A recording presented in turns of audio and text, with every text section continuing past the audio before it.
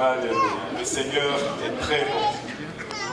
Et vous savez, je dois vous avouer quelque chose. Il y a beaucoup d'émotions en moi dans ce moment alors que nous allons faire la dédicace de Myriam. Et waouh! Le Seigneur est très bon. C'est très bon. Et en arrière de chaque dédicace, il y a toujours une histoire. Et en arrière de Myriam, il y a une très, très, très belle histoire. J'étais en train de prier, Seigneur, qu'est-ce que je veux leur dire. Et vous savez, c'est toujours extraordinaire de voir les gens venir à Dieu.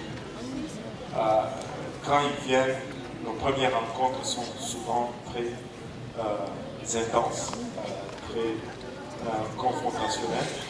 Et plus on avance, avec beaucoup d'amour, avec beaucoup de patience, surtout en demeurant dans la parole, et on arrive à trouver un point commun.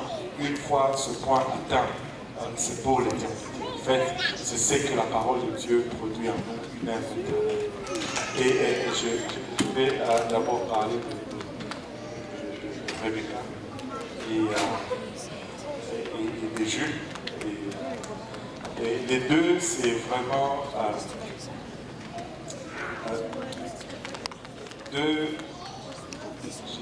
deux opposés qui se complètent. Et je me rappelle, Rebecca est venue en premier à l'église. Elle n'est pas venue en premier à l'église, on est allé la chercher à Concordia. Et j'étais là pour faire une étude biblique avec les filles de Concordia. Non, la première fois que je l'avais vue, Rebecca, c'était à l'appartement de la sœur Solange. Solange m'avait invité pour une étude biblique, et puis Becky est arrivée après. Elle nous a trouvés là, dans son territoire. Et le regard était éloquent. Le regard était éloquent. Bon, c'était le premier contact. Et puis après, quand on a commencé à faire les études bibliques, elle est venue. Et je vous dis, c'était un défi. Il fallait que je connaisse les affaires. Parce que si je n'étais pas sûr de ce que j'avançais, en tout cas, je me faisais ramasser. Je me rappelle une déclaration fameuse, un jour où j'enseignais, j'ai dit quelque chose, elle m'avait posé une question, j'ai dit quelque chose, et elle a sorti une expression, elle a dit, je vais prendre le temps que tout ceci, je vais permettre à ceci de s'asseoir. J'étais comme, Seigneur, tu dois m'aider ici. Et il fallait faire une démonstration claire de la parole du Seigneur. Sinon, tu n'avais pas l'attention de Rebecca. Merci Seigneur, le Seigneur nous a aidés. Et maintenant, elle est une prédicateur farouche de la parole du Seigneur. Jules, par contre, autant que Becky, c'était la démonstration de la parole. Avec Jules, c'était ça prend une expérience tout de suite. Il est venu me voir dans mon bureau, je ne me suis jamais senti autant agressé par quelqu'un qui cherchait la vérité. Il dit, pasteur, dis-moi si c'est la vérité ou pas. C'est comme, il n'avait pas de temps à perdre. Ou bien c'est ça, on le fait, ou si c'est pas ça, on va chercher ailleurs. Et là, j'étais comme, oh Seigneur, ici, je n'ai pas le temps de faire des enseignements. Ça prend ta puissance. Et on a prié dans le bureau. Le Seigneur l'a rempli du Saint-Esprit avec l'évidence de parler en langue. Et c'était tout simplement explosif. Et là, tu as vraiment les deux, l'esprit et la parole réunis. Et je sais que Dieu va faire de grandes choses. Amen.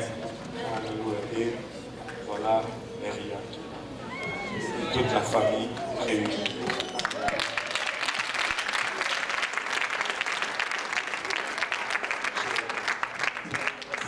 toujours un privilège de travailler. Vous savez, faire le travail du Seigneur, c'est pas un fardeau, c'est vraiment un privilège de voir la transformation non seulement des gens, mais comment cela affecte les familles.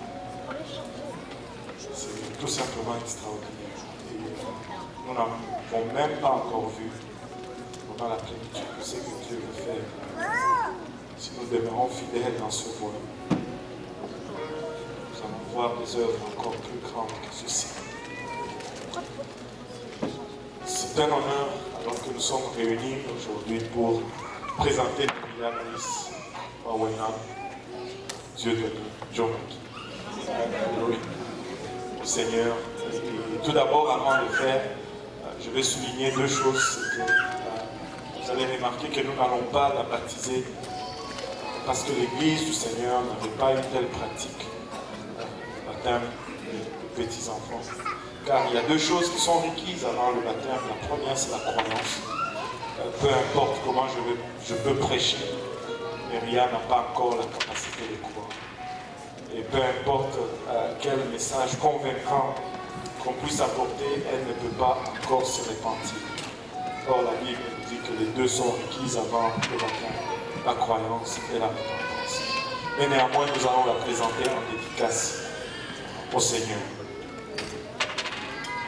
Aucun enfant n'est né par accident. Il n'y a aucun enfant qui est le produit d'un accident. Des fois, tu vas entendre nos anciens dire nous étions arrêtés à 12. Ce 13e, c'était un accident. Non, il n'y a jamais d'accident. Tout enfant est un don de la part de Dieu. Psaume 139, verset 13 nous dit, c'est toi qui as formé mes reins, qui m'as tissé dans le sein de la mère. Vraiment, les enfants sont un cadeau de la part de Dieu. Mais comme avec tout cadeau, il y a des responsabilités qui viennent attacher avec le don. Psaume 127, verset 3 nous dit, voici des fils sont un héritage de l'Éternel. Le fruit des entrailles est une récompense. Alléluia. C'est une récompense.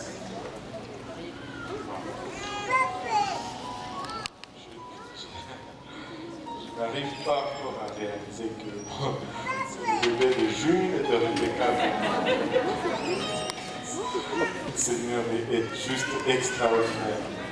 Une des responsabilités que le Seigneur nous donne se retrouve dans le livre de Deutéronome chapitre 6, versets 4 à 9. Nous allons le lire. Écoute Israël, l'Éternel notre Dieu est le seul. Tu aimeras l'Éternel ton Dieu de tout ton cœur, de toute ton âme, de toute ta force. Et ces commandements que je te donne aujourd'hui seront dans ton cœur. Tout le monde dit dans mon cœur. La place pour la parole de Dieu, c'est dans nos cœurs. Ce n'est pas sur le chevet de notre lit, ce n'est pas sur le meuble dans le salon, c'est dans nos cœurs. Amen. Verset 7, il dit, tu les inculqueras à tes enfants. Tu les inculqueras à tes enfants. Tu les inculqueras à tes enfants. Tu les inculqueras à tes enfants. Je ne sais pas si vous avez remarqué le choix de mots ici. Tu le feras entrer dans la tête de tes enfants de façon volontaire. Tu les inculqueras à tes enfants. La connaissance de la parole de Dieu pour nos enfants n'est pas quelque chose à laisser au hasard. Nous devons le faire expressément.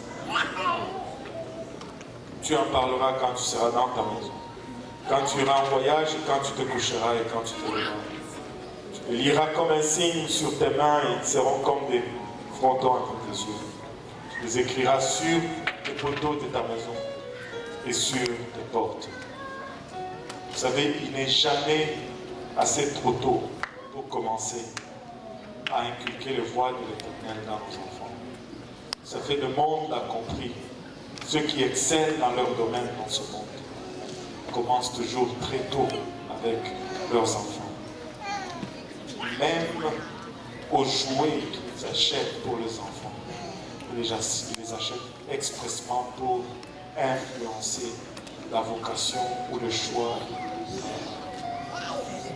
à venir de leurs enfants. Ils vont acheter des jouets pour médecins, pour influencer le choix de l'enfant. Ils vont tout faire pour ce qui est temporaire, alors que nous sommes en train de parler de l'éternité. Ce que nous allons faire avec la parole de Dieu affecte notre éternité. Faites-moi des quartiers, Jules, Rebecca, que les histoires de Lee, de votre fille, soient tirées de la parole du Seigneur. De sorte que, alors qu'elle grandit, que sa fibre même soit imprégnée de cette parole. Proverbe 22, verset 6 nous dit: instruis l'enfant selon la voie qu'il doit suivre, et quand il sera vieux, il ne s'en détournera pas. Et vous savez, nous, les adultes, nous avons plusieurs conceptions qui ne sont pas du tout bibliques. Nous pensons que le Seigneur, c'est important, avec raison, et qu'il doit être occupé avec beaucoup de choses importantes du monde. Peut-être c'est vrai, mais le Seigneur est préoccupé par nos enfants. Le Seigneur est intéressé dans nos enfants. Le dernier passage que nous allons lire, Matthieu 19, si la congrégation peut se lever. Matthieu 19, 13 à 14. La Bible nous dit: alors on lui amena des petits enfants afin qu'il leur imposa les mains et pria pour eux, mais les disciples les repoussèrent. Et Jésus dit: laissez les petits enfants et ne les empêchez pas de venir à moi, car le royaume des cieux est pour ceux qui leur ressemblent. En fait, les adultes pensaient que le Seigneur était trop occupé pour les enfants. Et le Seigneur leur dit: je ne suis pas trop occupé pour eux. En fait, même vous-même, si vous voulez rentrer dans mon royaume, vous devez être comme eux. Le Seigneur est intéressé par nos enfants. Le Seigneur a déjà un plan pour Myriam. Et trouver ces plans et les vivre pleinement va signifier le succès. Mais passer à côté de ces plans, faire autrement, sera l'échec, peu importe l'accumulation de biens matériels ou la popularité qui puisse s'en suivre. Alléluia. Certainement, c'est une chose noble que des parents qui désirent la bénédiction de Dieu sur leurs enfants. Mais une chose que nous devons comprendre, c'est que, comme parents, nous sommes les canaux dans lesquels la bénédiction de Dieu va descendre vers nos enfants. Donc, il nous incombe d'être en ligne avec l'Éternel, de sorte que lorsqu'il y a ces bénédictions qui sont envoyées, qu'ils ne soient pas décalées, qu'ils puissent atteindre vraiment nos enfants. Frère Jules, sœur Rebecca, allez-vous prendre l'engagement de lever nos mains dans les voies et les commandements de l'Éternel. Alors c'est un privilège et un honneur pour moi qui te la présenter en dédicace au Seigneur.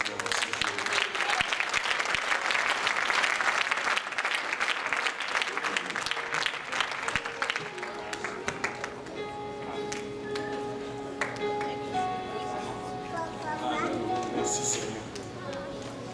En élevant nos voix tous ensemble, Éternel, nous te rendons grâce, Papa, de ton amour, de ta bonté, ta fidélité vis-à-vis de nous. Nous te remercions, Papa, pour ta servante et ton serviteur que tu as béni, honoré, sanctionné aujourd'hui, Papa. Avec, Papa, et la rachat, le don d'une vie précieuse. Papa, nous contemplons, Papa, le merveille de cette vie. Malgré la fragilité, Papa, nous tenons dans les mains, Seigneur. Nous réalisons, Papa, et la rachat, une destinée éternelle en elle, Seigneur. C'est pourquoi nous venons prier tous ensemble, Seigneur, que tu nous aides. Papa, la famille, les amis, les témoins qui sont présents, Seigneur. De sorte que nous puissions former nos vies de manière à servir d'exemple pour les Seigneur.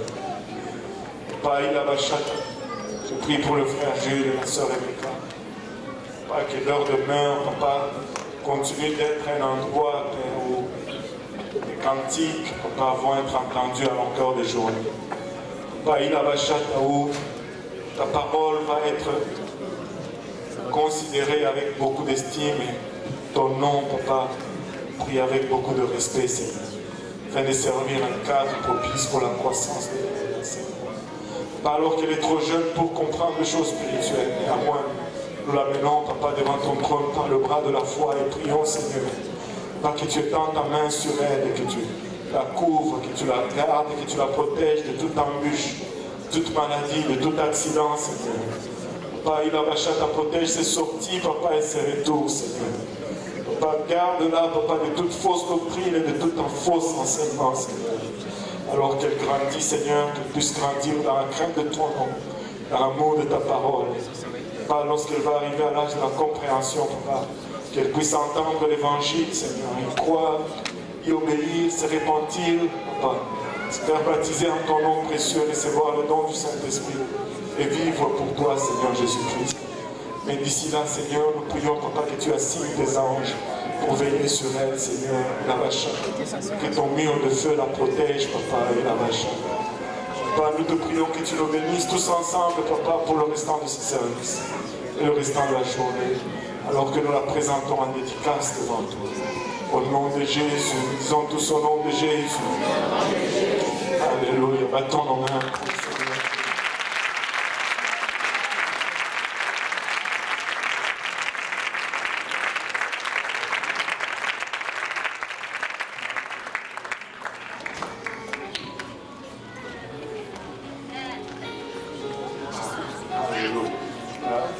Je pense que maman doit payer une amende.